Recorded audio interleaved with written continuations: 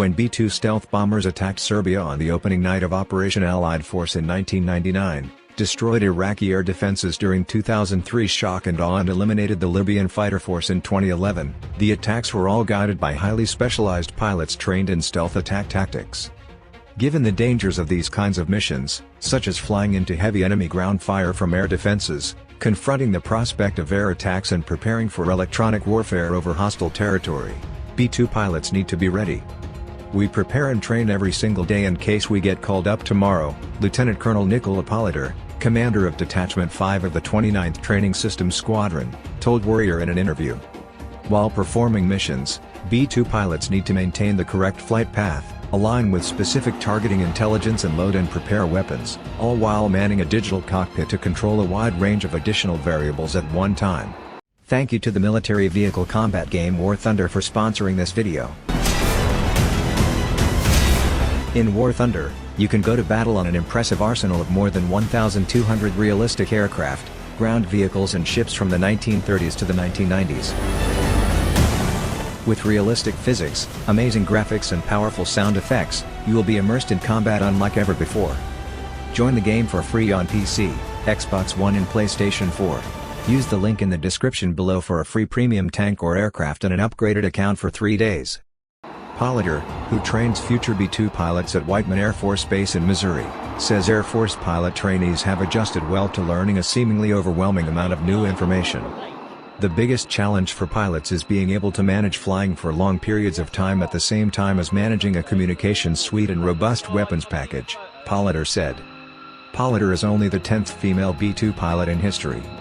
Training is broken down into an academic phase and a flight phase, with classroom training as the first step.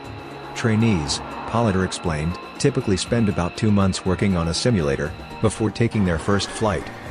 The instructor is in one seat, teaching the trainee how to operate in flight in the other seat. You can fly from either seat and control all facets of the aircraft. Both seats have a glass screen cockpit in front of them and both seats have the stick in front of them, Politor said. Control of the aircraft is carefully managed by both crew members. To change pilot operations from one to another, the crew follows specific protocol. The pilot receiving control says "I have the aircraft," and the pilot passing over control says "Roger. You have the aircraft." At any time it is understood who is at the controls. The instructor pilot will have hands on the controls, without moving anything, in case the trainee has a problem, Politor said. Part of the glass cockpit in front of the pilot is one of 8 displays called the Digital Entry Panel, which enables pilots to check hydraulics, electronics, flight controls, environmental conditions, weapon suite. It is like a flying computer. You enter text into the computer. We can input the pressure, airspeed or target for a weapon from that panel and send it, Politor said. We have autopilot just like a commercial airliner. We are able to maintain altitude without our having to input into the computer system. Despite flying more than 40-hour missions, pilots have no bed and no refrigerator, just 2 seats and a small cockpit and a small area behind them about the same width as the seat. Pilot's food, Politor said, needs to be non-perishable items. Sometimes we can bring a little blow-up mattress, put it on the floor and take a nap, she said. It's about big enough for someone who is 5 feet 8 but not big enough for taller people. Most of all, B-2 pilots focus on being ready, as they are often the first to strike in high-intensity conflict. An interesting study from the Mitchell Institute for Aerospace Studies, called Building the Future Bomber Force America Needs, the Bomber E-Vector. http://docs.wix-.com/OG-DD91_5475B8F668714C088CFB65D0B49F95.pdf, points to a recent B-2 attack on ISIS terrorists in Libya.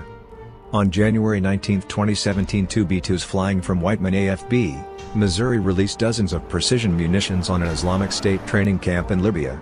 This 33-hour mission again showcased the responsiveness, range, and flexibility of the bomber force. The study, written by Lieutenant General David Deptula, retired, and Douglas Berkey, states. Deptula, who was involved in planning and preparation for Operation Iraqi Freedom, talked to Warrior about the war zone importance of the B-2. The B-2 is one of the most game-changing aircraft ever built, and one of the most cost-effective. One B-2 can deliver the punch of an entire aircraft carrier air wing at several orders of magnitude less in operating cost and personnel, Deptula said.